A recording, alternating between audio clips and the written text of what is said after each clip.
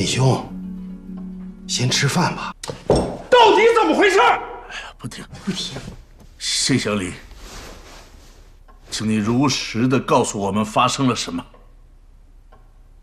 我们见到了李宗仁、傅作义也好说呀。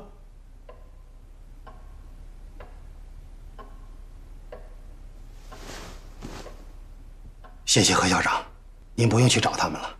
木兰确实是跟着一群学生去了房山方向。曾可达和王普臣还在找吗？沿途那么多哨卡，一个电话就能拦住他们。一个是国防部的督察，一个是保密局的站长，一起陪着您找。您相信，我们会相信吗？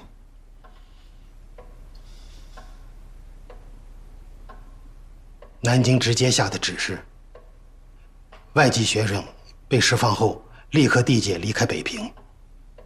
王普臣也没有权利中途阻拦，这才让曾督察去追。怕我们不相信，所以叫上了我。小车追不上大车吗？耽误了。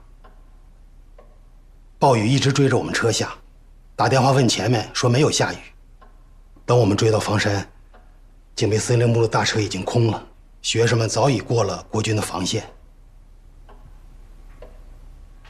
梁教授，你愿不愿意到解放区把木兰找回来？只要方大队长愿意，现在就可以送我去房山房去。都不用去了，李东，不要再找了。这些孩子迟早不是归国民党，就是归共产党。我管不了，你也管不了。哎，不听，你听我讲，咱们，哎，爸，协和医院，校长，快点，叫车去协和医院。哎，齐桑兄，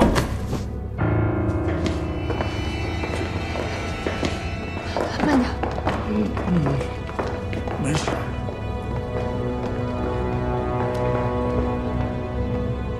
何伯伯，何伯伯，何伯伯。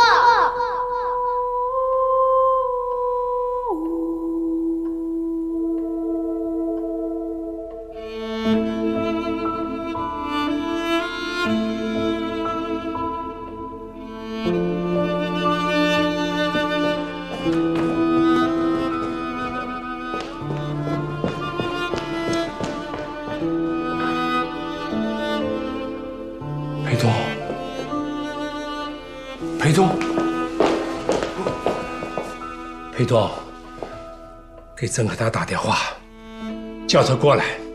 行长，让曾可达来干什么？用他的专线电话，我要跟经国局长直接通电话。现在只有他能告诉我们木兰去了哪里，叫他把梁经纶调走。去吧，别再犹豫了。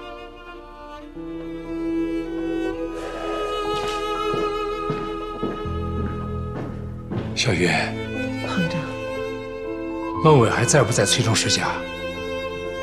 不知道。你坐着车去找找他，叫他不要找徐铁英，不要找王蒲臣，尤其不要找梁经纶。这个时候，也许他只听你的话了。我这就去。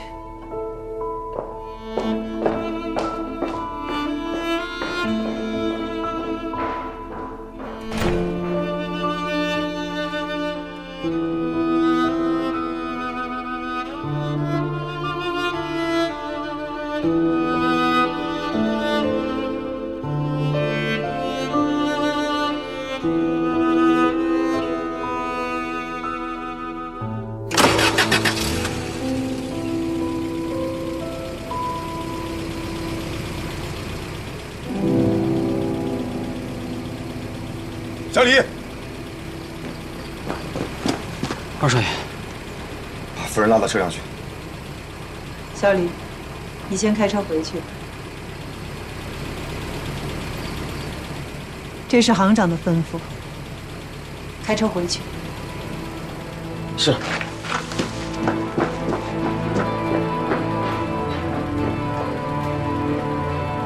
你让开！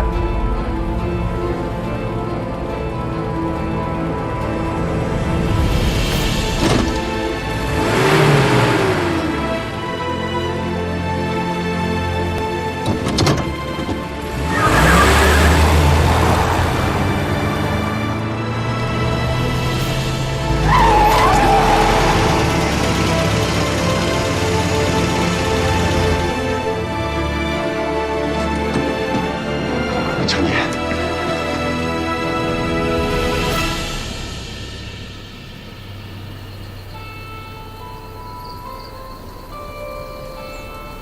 程爷，帮我一次，你敢吗？去哪儿？警察局，去找徐铁英。你爸让我告诉你，不要找梁金兰，不要找徐铁英，也不要找王普辰。我们能不能够有一次不听他的？你找徐铁英有什么用吗？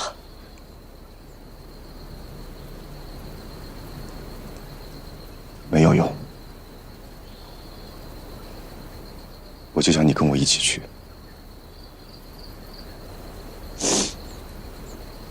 上车吧。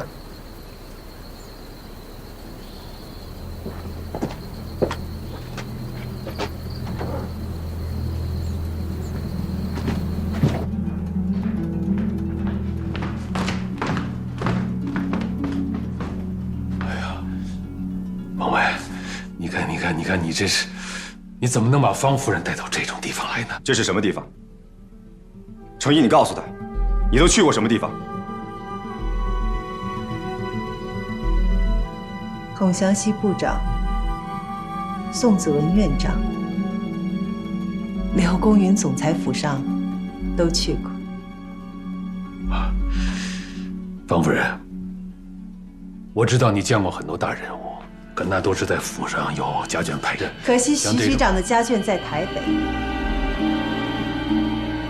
如果有机会去台北，我很荣幸能见到徐夫人。是，还不让夫人坐吗，局长？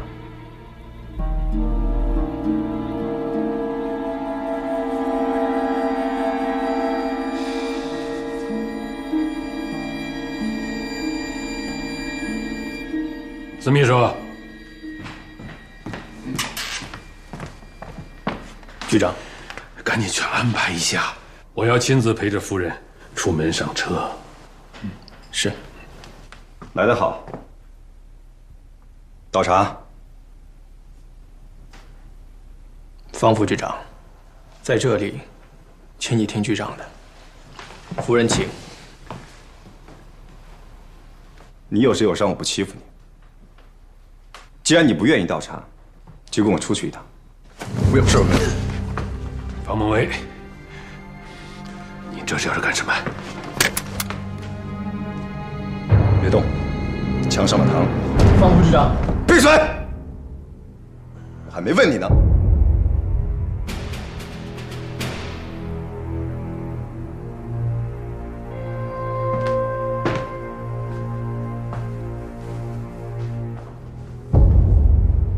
徐局长，想杀你的人很多，我希望不是现在。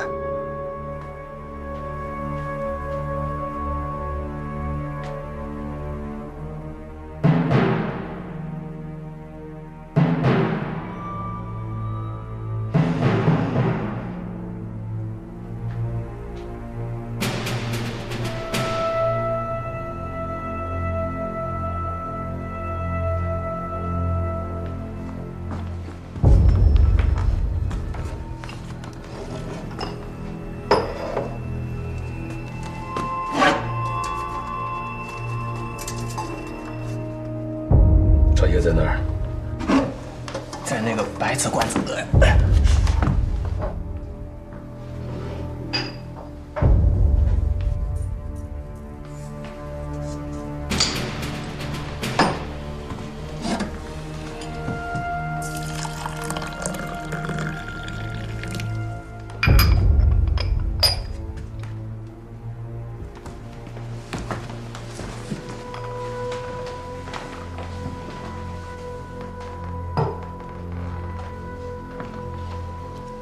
谢谢。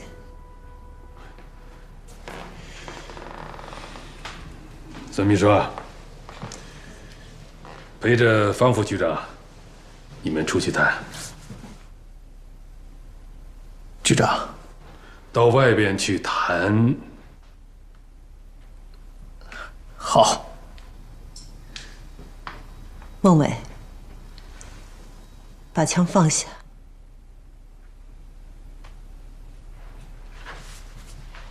把枪留下。徐局长，你希望我把枪留下吗？随便。哼，听见没？做谁的狗，也比做他的强。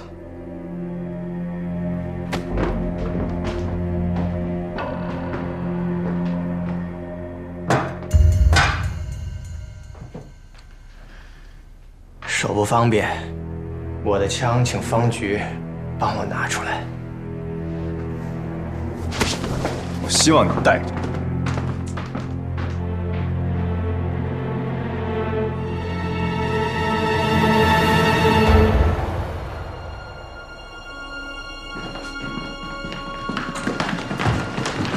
单局，方局，哎呀，大家都是自己人，别动手，有话好说。问你一件事，那天我送崔副主任一家上火车，你明明在那里，为什么躲着我？偏要等我走了再去抓崔叔？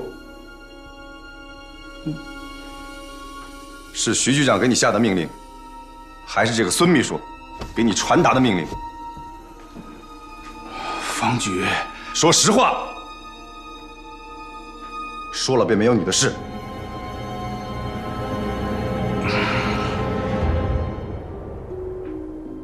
是我传达的。我问完了。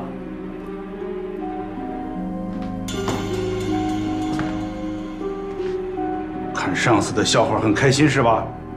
局里出钱养着你们，心都让狗吃了还不滚！不许走！都在那站着，将来做个见证。是。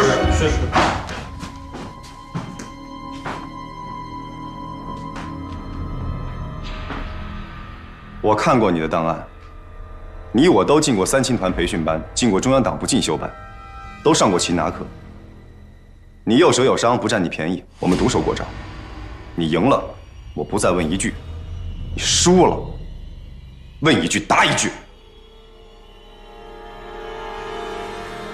这样公不公平？公平。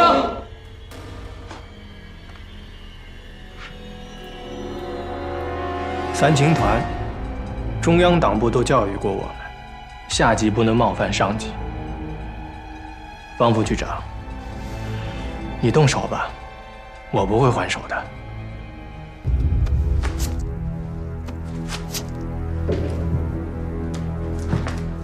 从现在起，我不是你的上级，只代表方孟伟本人跟你算账。如果还假装不还手，我会让你一笔账瞎掉一只眼，让你今后再也没有机会杀人。快去打电话！不许打电话！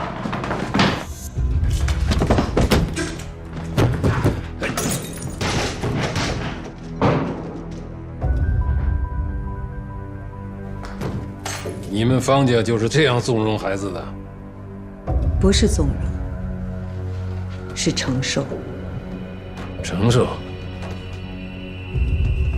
承受什么呀？痛苦还有希望，我们都和孩子一起承受。传教啊，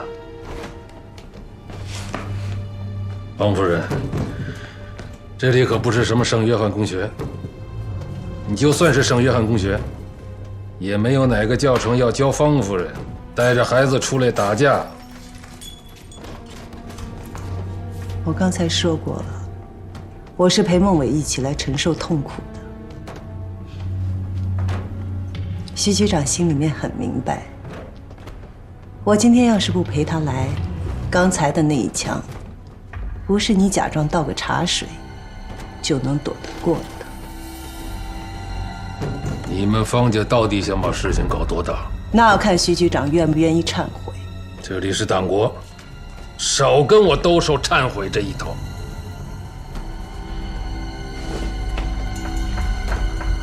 你要么就带着方孟伟离开这里，要么就等着我把他抓起来。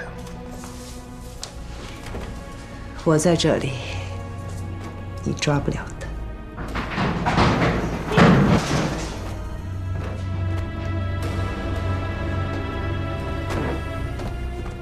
王夫人，就不担心倒在地上的是你们家的方副局长？徐局长还不明白吗？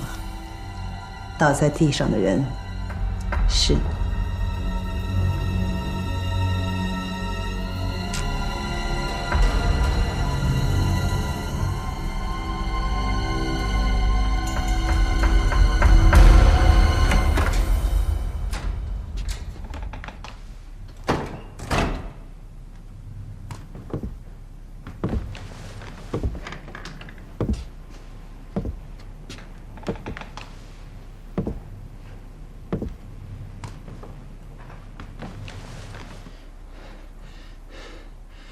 怎么？你想让他们抓我吗？下令啊！真要我调稽查处吗？局长，我今天是来找你算账的，你别指望有谁能解围。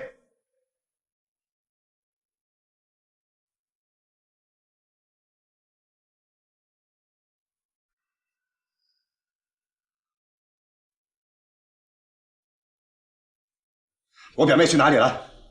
是你说，还是徐局长说？保密局北平站有报告，你可以去问王站长。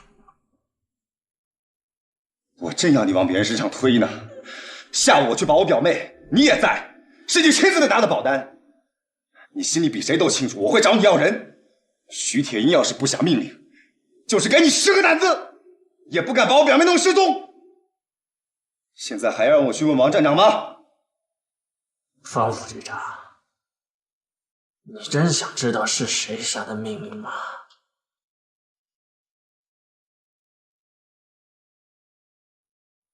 说。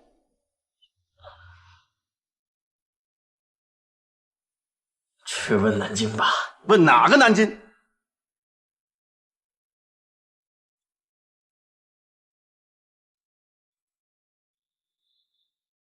放手吧，干事情不要先输了理。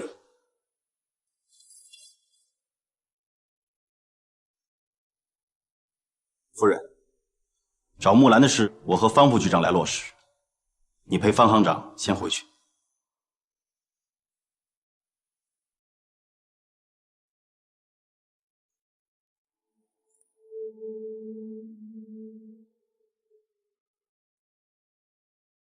把枪还给国防部，找到木兰，你们一块儿去法国。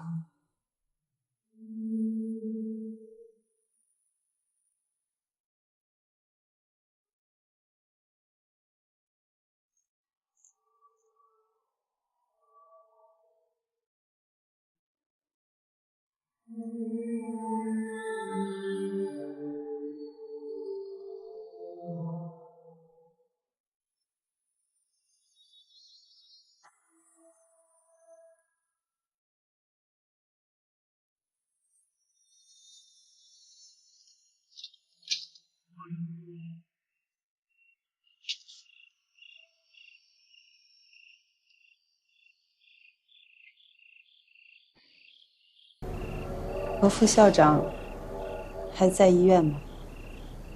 回家了，校医看过了，没有大碍。我刚才还在想，他要是还在医院，咱们就走着路去看他。我们现在也可以走路回家呀。你不生我气啊？后妈带着儿子大闹警察局，像我方家的人。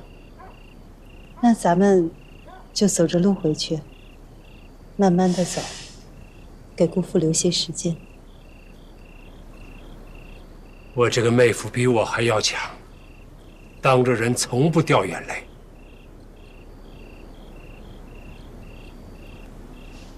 你在这儿等二少爷，我跟行长走着路回去。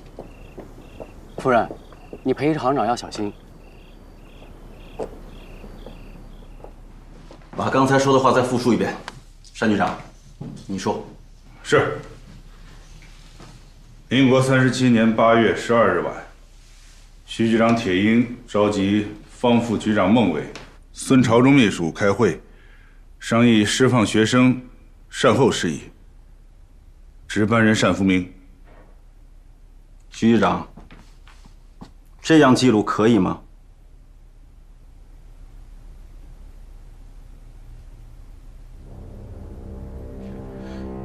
出去填写。谁要是说的话与日志不符，自己到西山监狱待着去。是。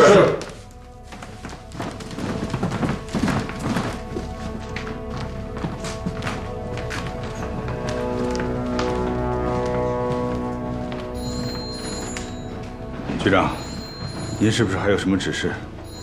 你们都直接归国防部预备干部局管了，也问得着我吗？局长，快！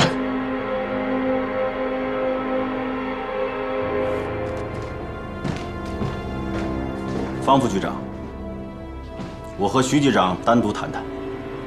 今天的事，我代表南京向方家交代，但是今后无论如何，也不能再发生副局长和局长正面冲突的事。有人不要脸，党国还要脸。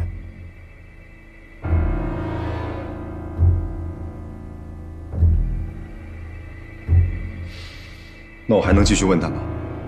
没有用，也不值。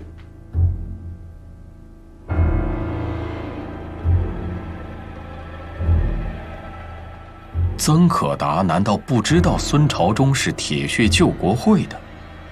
如果真是这样，这个铁血救国会组织之严密，则太可怕了。徐铁英开始担心，党通局是不是预备干部局的对手，自己会不会成为第一个倒在地上的人？徐局长，进去谈谈吧。谈吧。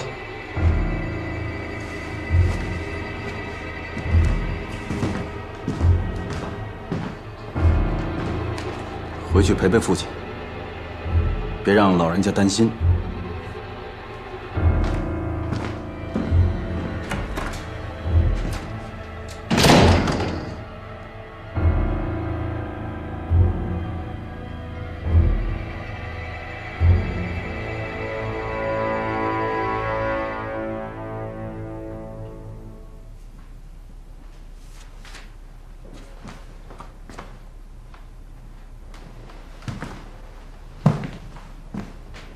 起来。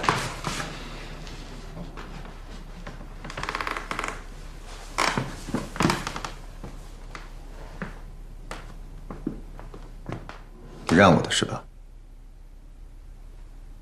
曾督察说的对，跟我这样的人较劲儿，没有用，也不值。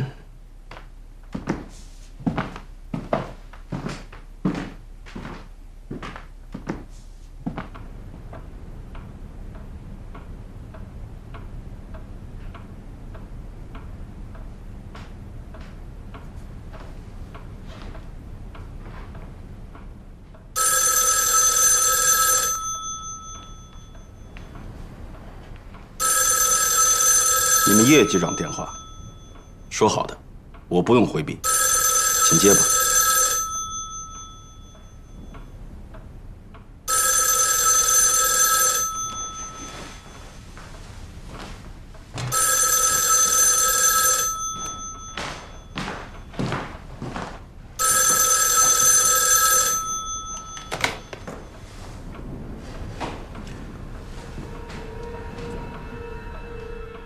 是叶局长吗？叶局长好，我是徐铁英。我现在是用1级加密在跟你通话，你懂的。是，叶局长。接下来是另外一个人跟你说话，不要让曾可达知道。回答时还称呼叶局长就是。是，叶局长。许主任吗？我是蒋经国。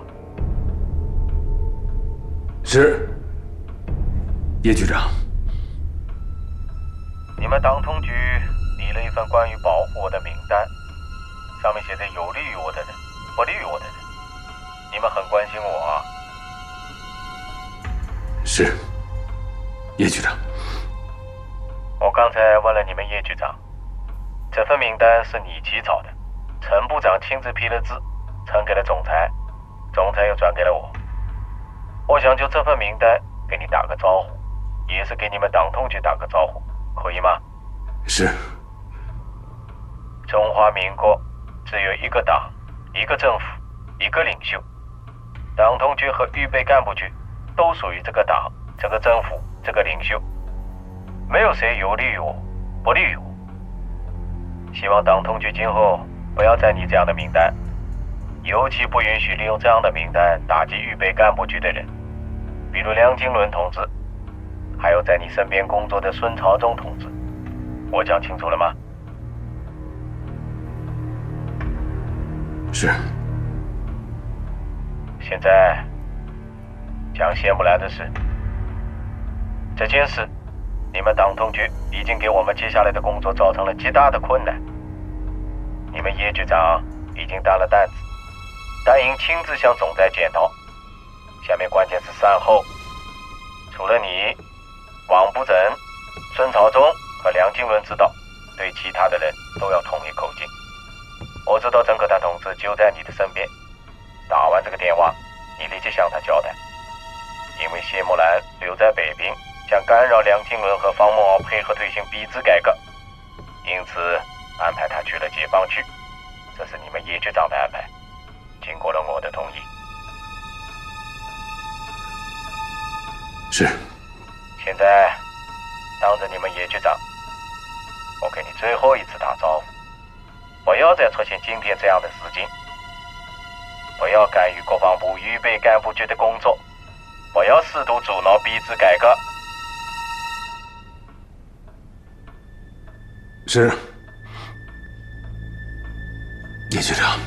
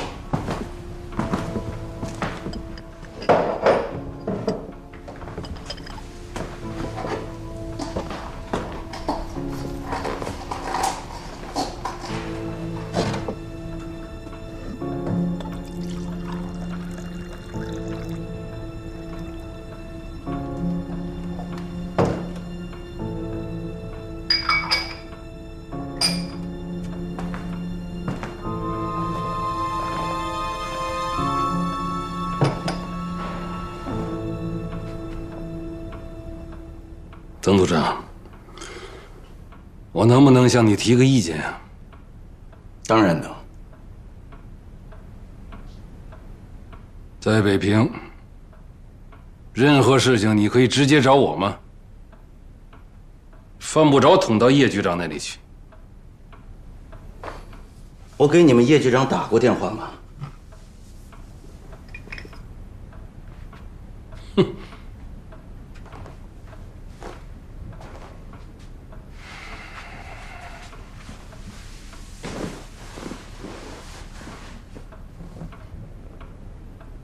好了，快10点了，那就说说谢木兰的事吧。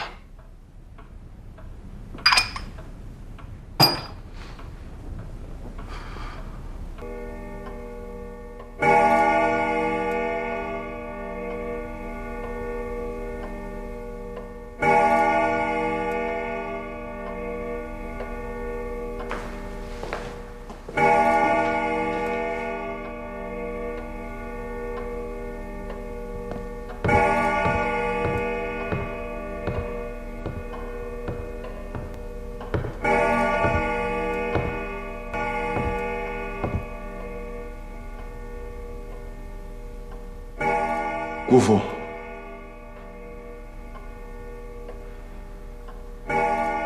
姑父，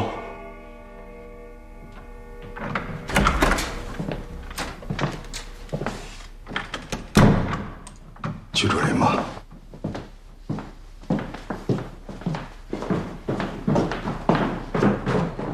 孟伟和聂小妈去警察局找徐铁英了。你爹和曾高达又去找孟伟和你小妈了。明知道木兰回不来了，一个个还去找。木兰去了哪个解放区？组织上有消息吗？每天都有大量的学生去解放区，要是没有组织的批准，都要调查甄别。木兰是我女儿，有什么消息，组织都会第一时间告诉我。我现在真不知道，应该叫您姑父，还是应该叫您上级？叫什么都可以。叫什么您都会对我说实话吗？当然会。好，请您告诉我，木兰到底去没去解放区？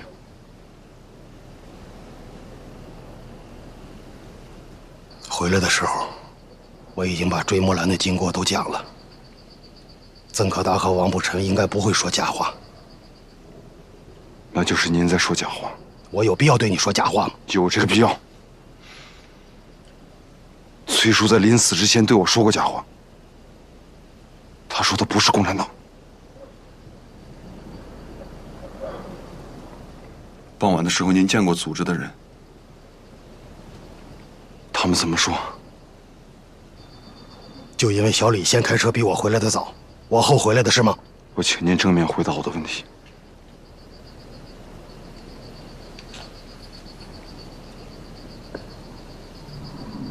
那我们一起正面去听组织的解释吧。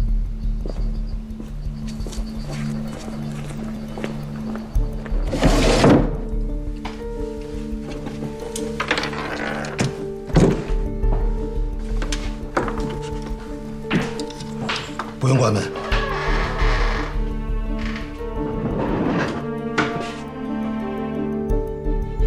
这是中央银行和北平分行的直用电台。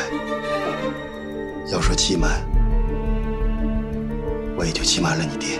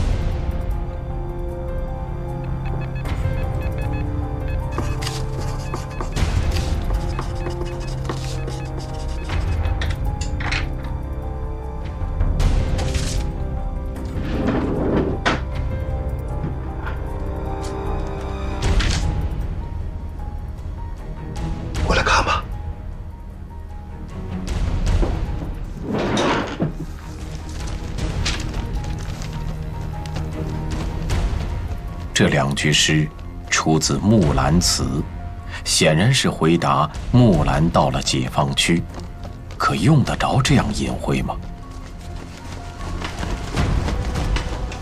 对不起，姑父，我想请问一下，4681是什么字？孔雀的雀字。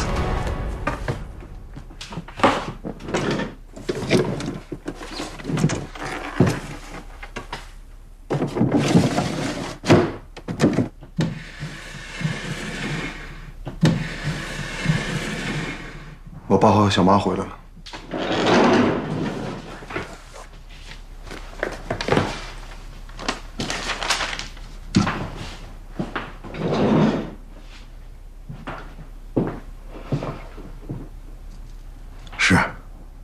电报你处理吧。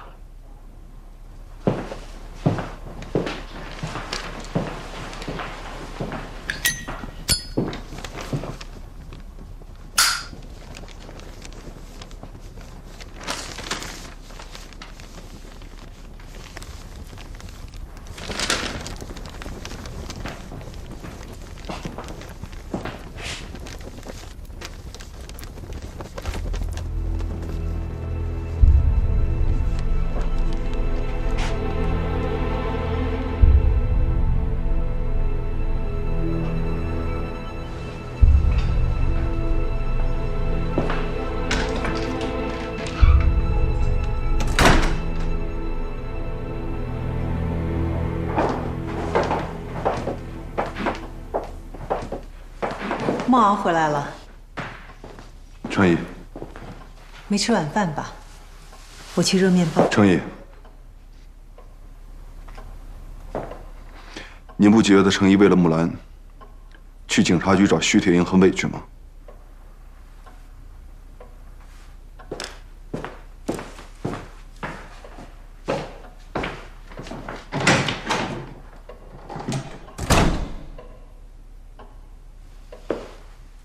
孟敖这是在夸你。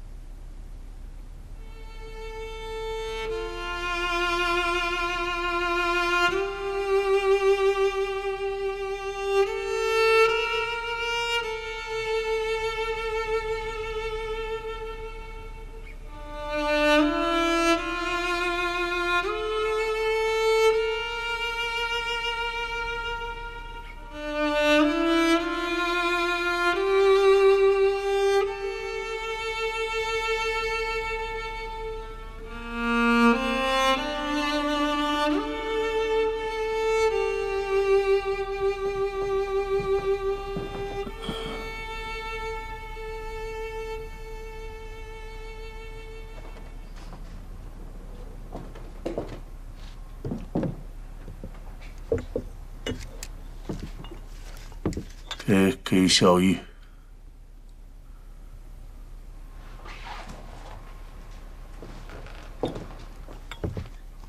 你先下去，下头有小米，给我熬碗粥。好。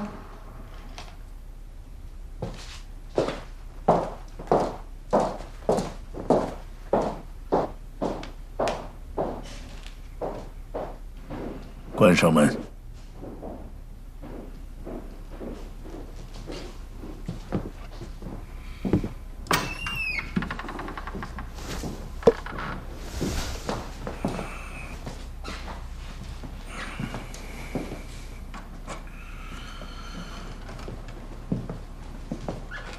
你往那边放一放。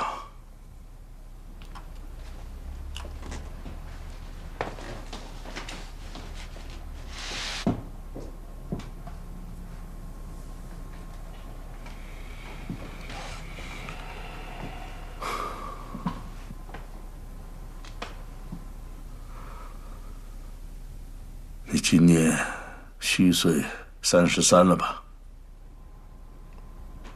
是。这1年来，特别是这1个月来，你头发白了不少，知道吗？知道。我的头发已经全白了。你知道什么是白发如新吗？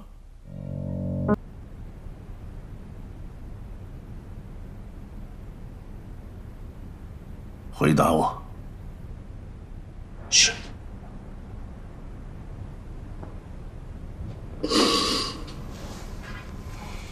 的确有些事情没有告诉先生。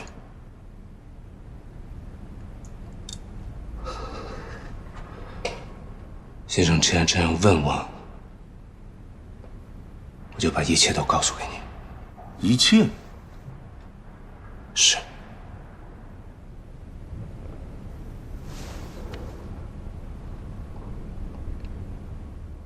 从小我就没有父亲，也没有兄长。后来我有了一位父亲，就是先生您，又有了一个像先生一样有恩于我的兄长。这个人就是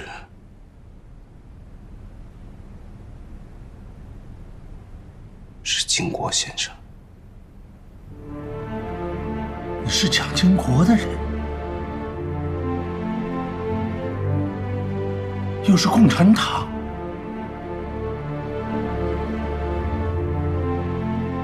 请你正面回答我。不是。那为什么几次学潮都与你有关？几次抓你又放你？先生知道我参加了学联，学联是华北各校师生自发的组织。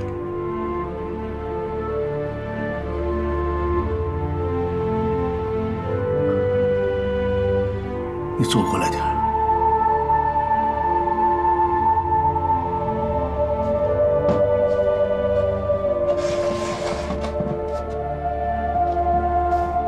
你什么时候认识蒋经国的？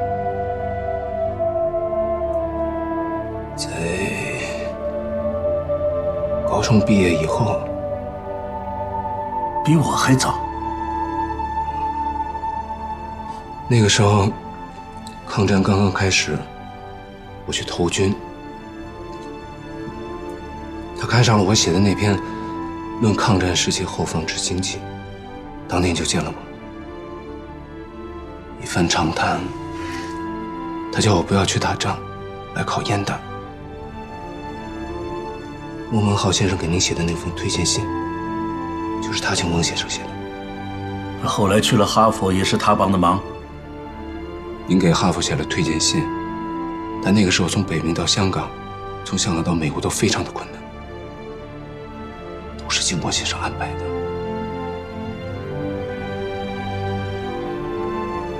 知遇之恩，国事待之。国事报之。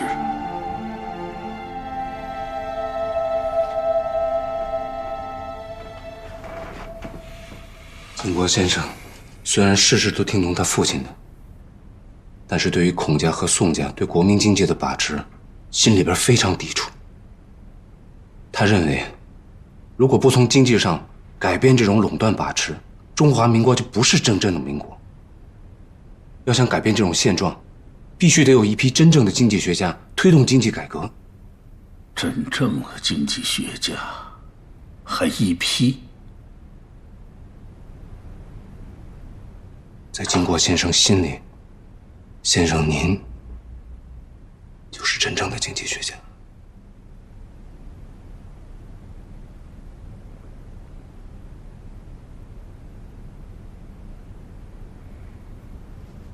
于是他就让你从美国回来以后，到燕大做我的助手，推动经济改革。先生知道，那个时候正好是宋子文开放币制兑换、搞乱金融的时候。当时弹劾宋子文，出面的是傅斯年先生那些人，但真正扳倒他的是先生您和另外几个经济学家在美国杂志上发表的那些论文。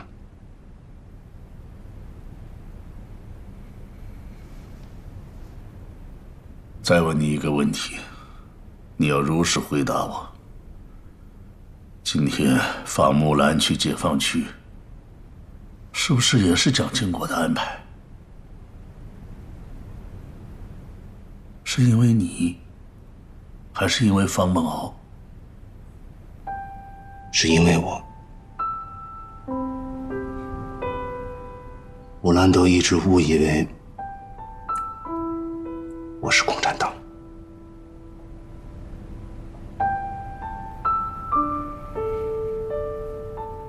不敢爱孝玉，又不敢爱木兰，你把一生都交给蒋经国了。我从来就没把自己交给谁。先生知道，我们这些人出国留学，又回到祖国，不是为了某一个人，也不是为了某一个政党。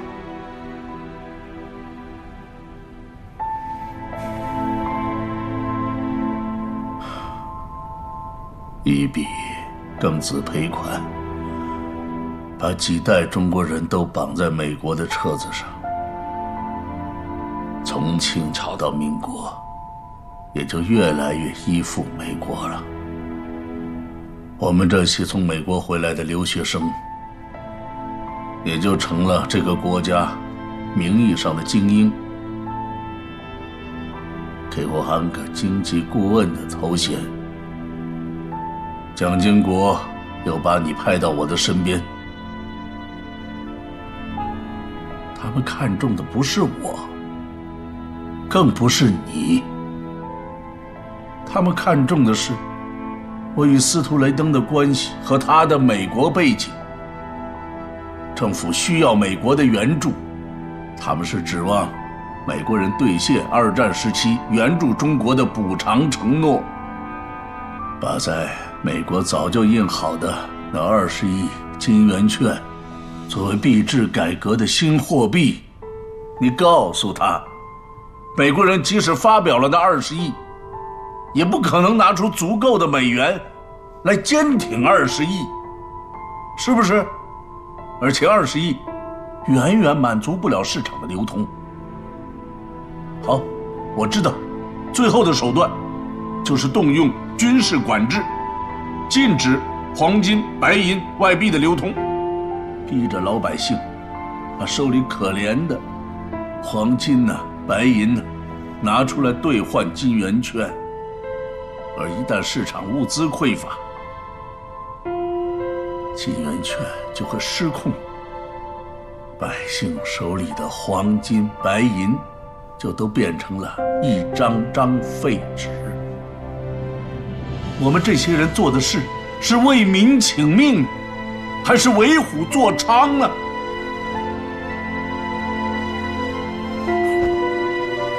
我最近又在看《春秋》了。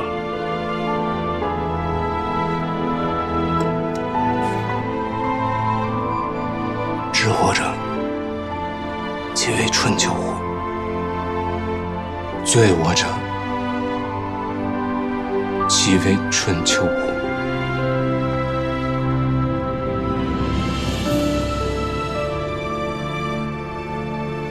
我只能做这个千古罪人了。把我那篇论文打出来。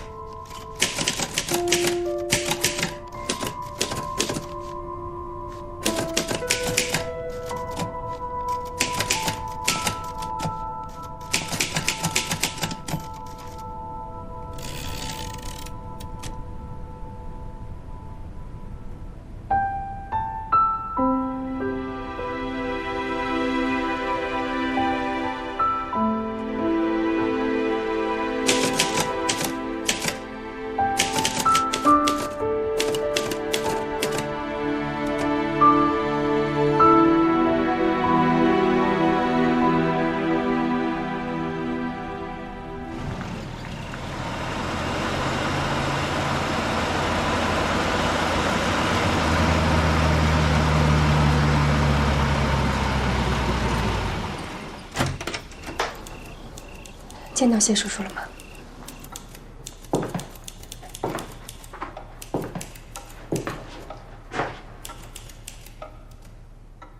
爸好些了吗？输了也好些，叫我熬粥。现在可能正在打美元合理配给委员会的报告。你还没有告诉我见到谢叔叔了吗？咱们能不能出去？出去说。这个时候12点前我带你回来。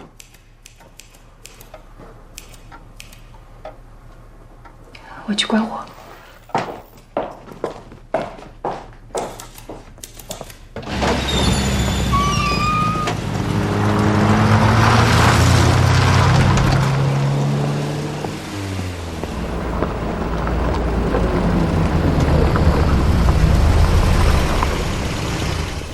队长，哟，何小姐，弟兄们都睡了吗？都睡了。都叫起来，把衣服穿好。是。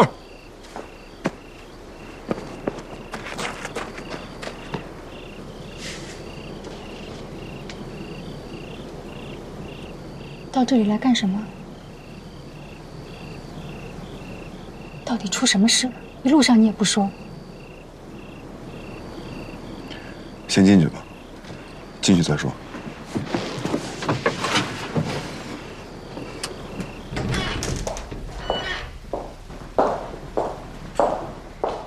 敬礼！好，把手都放下。敬什么礼？跟大家说一下，下午被抓的学生都已经被放了。现在到操场上集合。我和何小姐有句话要说。是。向左向右转，齐步走。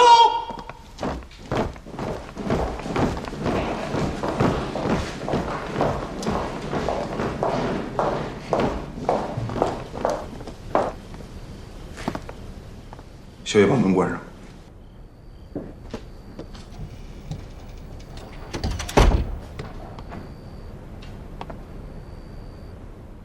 木兰的事情，姑父已经问过上级组织了。怎么说的？是木兰词里的2句诗。是不是“万里赴戎机，关山度若飞”？是。木兰到解放区了。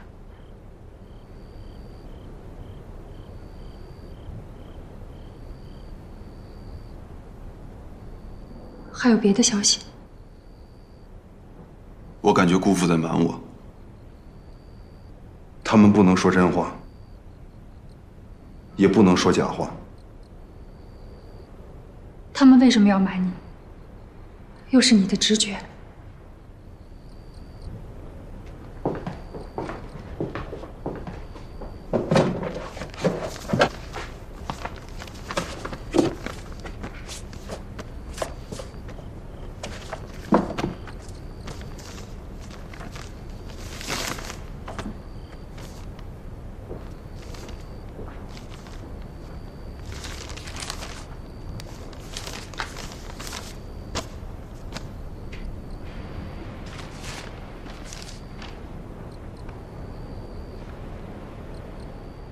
什么意思？小雨，你答应我，我告诉你之后，无论多大的意外，你都要能承受。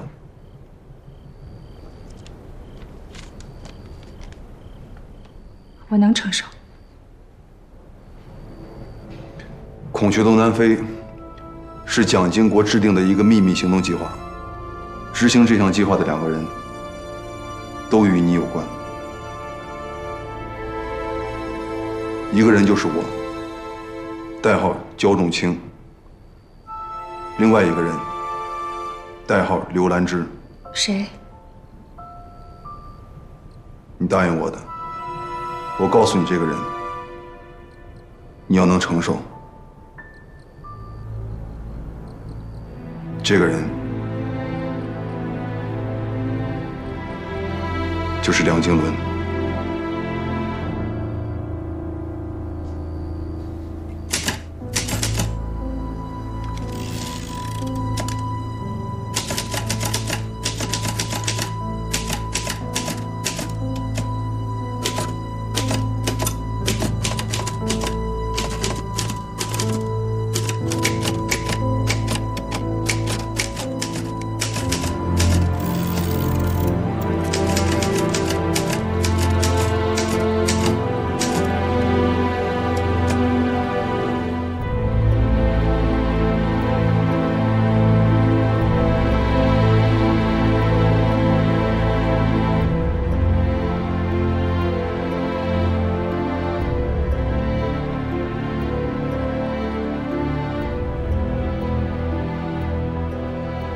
木兰的事，是不是因为梁金伦？你们什么时候知道的？知道了，组织为什么还要装作不知道？你说的这个组织指的是谁？崔叔死了以后，我接触到的人只有你和姑父。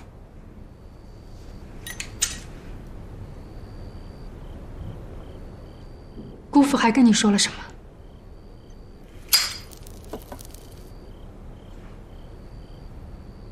什么都没说，只告诉我木兰去了解放区。我感觉到，因为币制改革，中央和国民党南京已经开始了上层较量。这场较量不是姑父能够掌握的。今天木兰的事情肯定跟梁金伦有关系，跟我也有关系。我明明知道的，但只要是牵扯到币制改革，牵扯到孔雀东南飞，就什么事情都有可能发生。我就什么事情都不能去做，还要装作什么事情都不知道。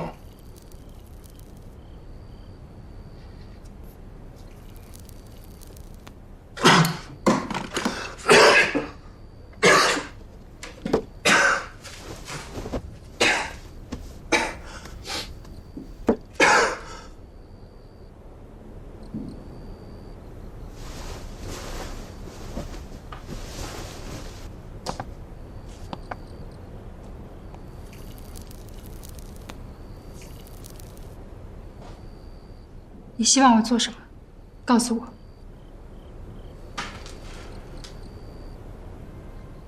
你会听我的吗？会。离开北平，离开我和梁经纶，姑父那边我去跟他讲。叫我去哪里？去解放区，去香港，哪里都可以。让姑父请组织安排。组织不会安排，我也不会离开。下一个最危险的人就是你，你还不明白吗？从今天起，他们瞒着我，我也瞒着他们，天上地上的，跟他们决一死战，能叫上你吗？接下来我还要继续跟梁经纶在一起，你能吗？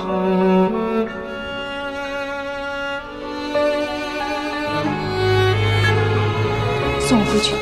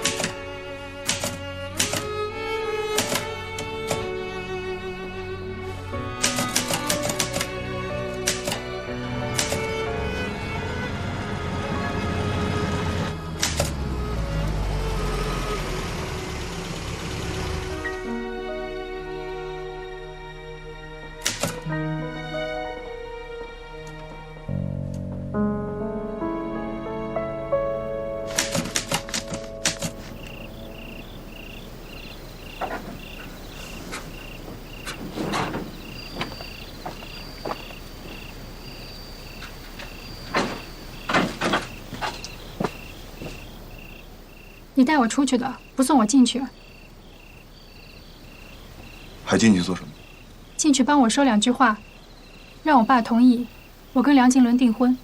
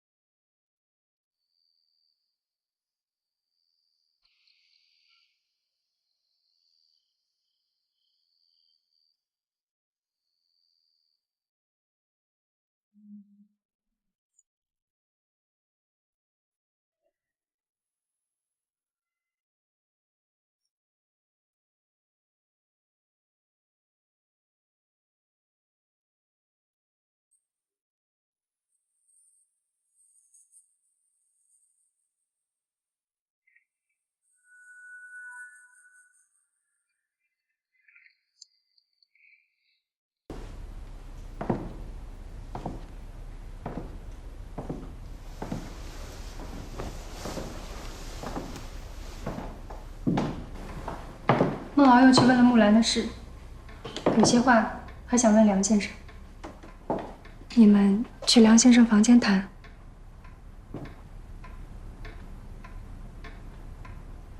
我爸应该醒了，我还得去热粥。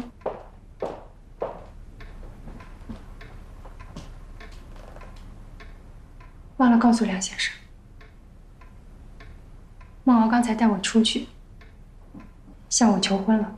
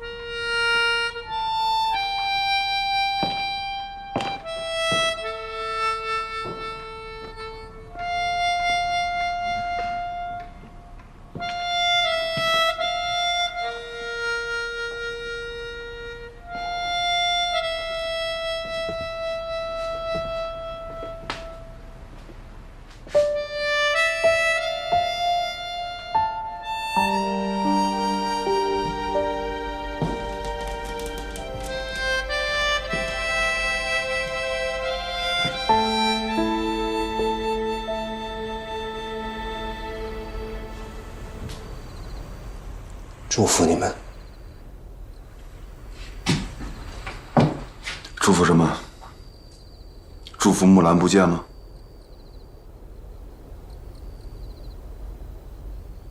抓进西山监狱，我是最后一个被放出来的。之后木兰就去了解放区。木兰有没有去解放区？明天请曾督察问南京，也许能够知道。那我们现在能不能就去找曾可达？一定要现在去，我也跟你去。出了这样的事情，你就是告诉先生和孝玉，我是铁血救国会成员，我们在执行孔雀东南飞，我也承认。你是不是铁血救国会的，跟我无关。你什么时候把身份告诉他们，告不告诉他们，是你自己的事情。执行什么孔雀东南飞计划，我从来就没有正面答应过。我现在只关心木兰的事情。你们还要牵连多少人在里边？你说的这个，你们里边没有我。我是铁血救国会成员，可从来都是他们来找我，我没有权利去找他们。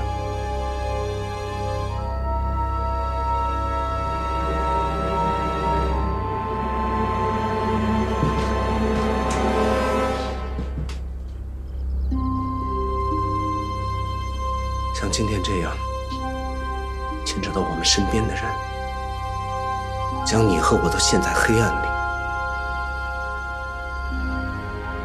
我赞成你不干，我也不干。币制改革也不干了。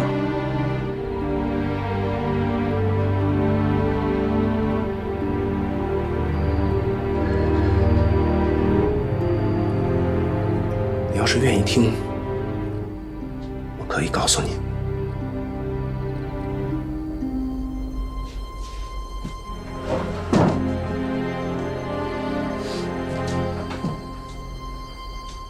41年，太平洋战争爆发，美国加入二战。为了拖住日本的主要兵力，我们不但要在国内拼死抗战，还要配合盟军出兵缅甸、印度远征作战。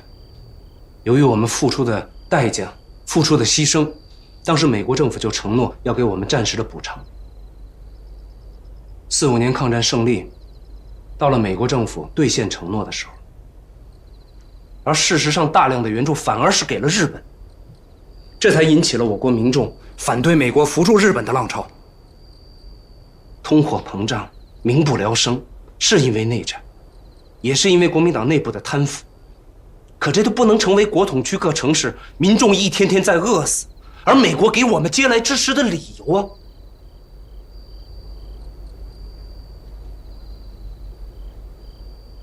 今天你在台上，我在台下，为什么那么多饥饿的师生宁愿饿死，也不领美国的救济粮？当时传来了朱自清先生拒领美国救济粮去世的消息，师生们的悲愤，你有，我也有，楼上我的先生也有。我和我先生刚才就在楼上打印给司徒雷登的函件，请他督促美国政府履行承诺，兑现45年应该给我们的补偿。可就算美国给了补偿，又能怎么样？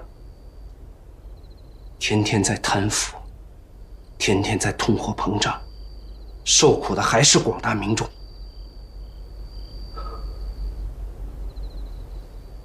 这就是我为什么要帮他们做币制改革的原因。我跟我先生都是学经济的，其实我们也都明白，牵扯到国民党内部庞大的既得利益集团，币制改革未必能够真的推行，其结果很可能是饮鸩止渴。可是不推行呢，只能看着民众一天天的饿死。知我罪我，其为春秋。一定要追问我在干什么，我是谁，我只能这么回答你。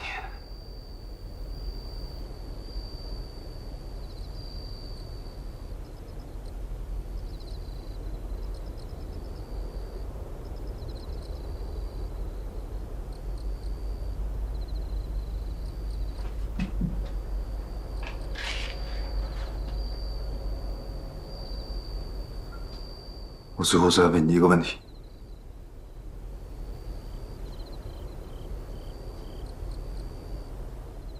你是共产党还是国民党？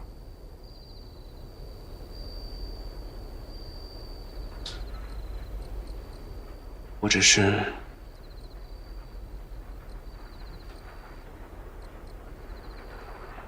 是燕大经济学的教授。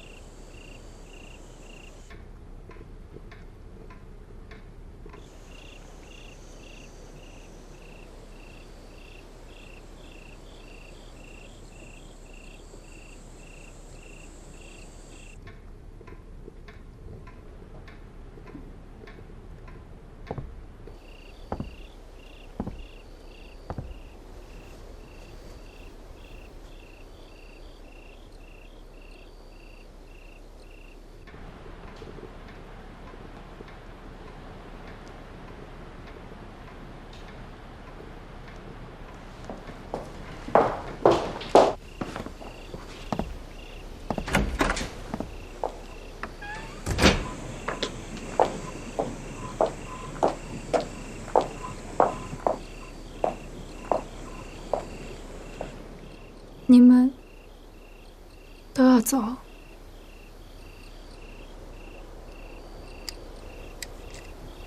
告诉先生，我先回书店睡几个小时，明天早上再过来。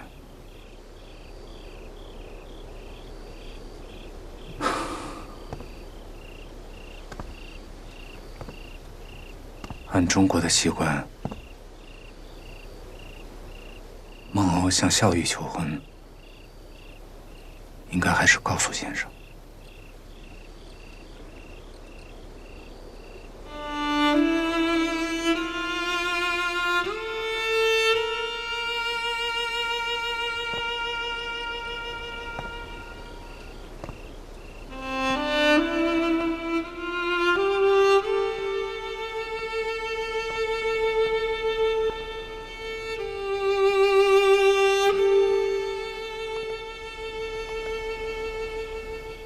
说什么了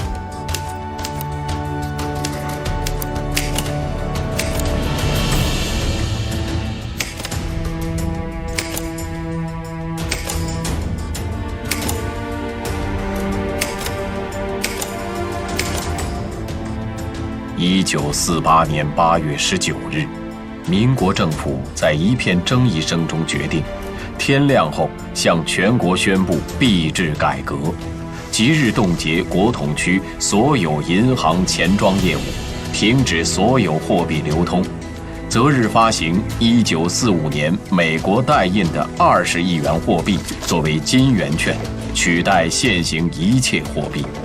金圆券1元币值美元0.25元，兑换旧法币300万元，并以金圆券币值限期收兑民间黄金、白银、银币、外币。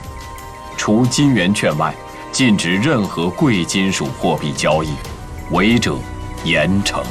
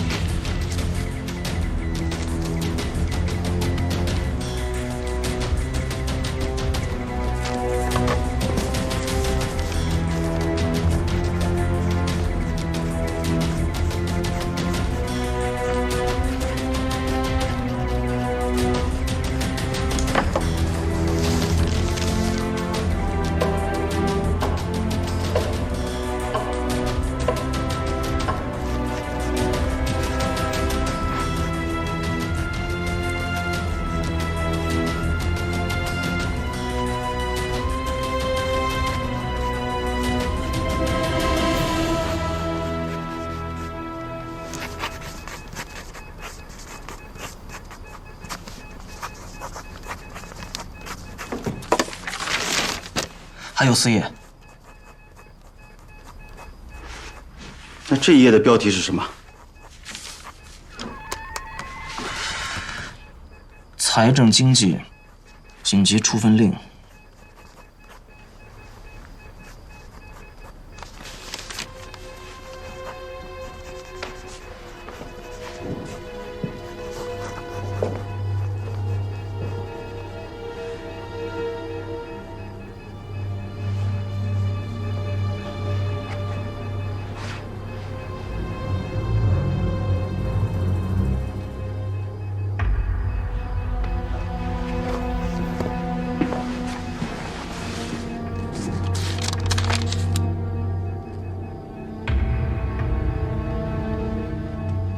为什么要挑在鬼节呢？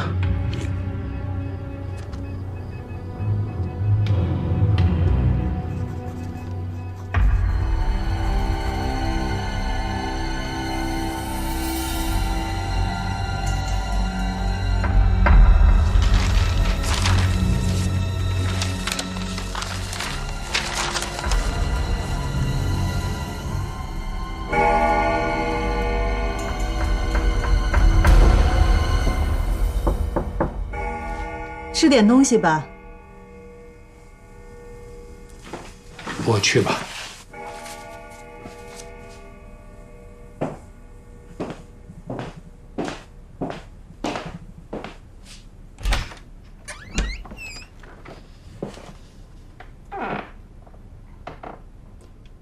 一早就要发布了，没什么好瞒的。进来吧。先吃吧。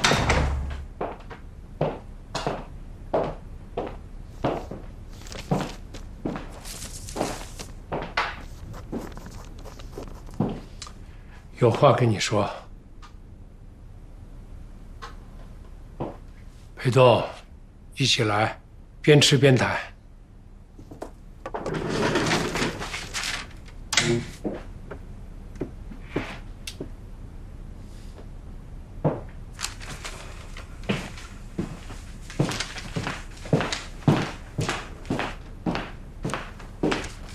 方丈，最后一仗。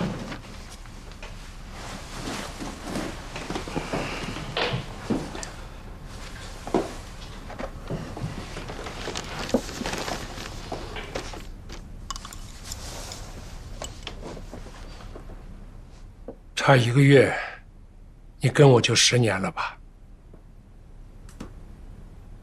当年离开上海走得急，金银细软都在孟娥、孟伟他们妈那里，几场大轰炸一样都没有留下。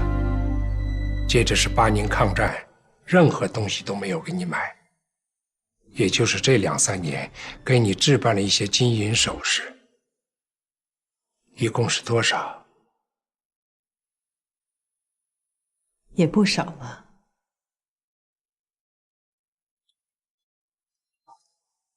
这个中华民国，连我方不停太太的一点金银首饰都绕不过。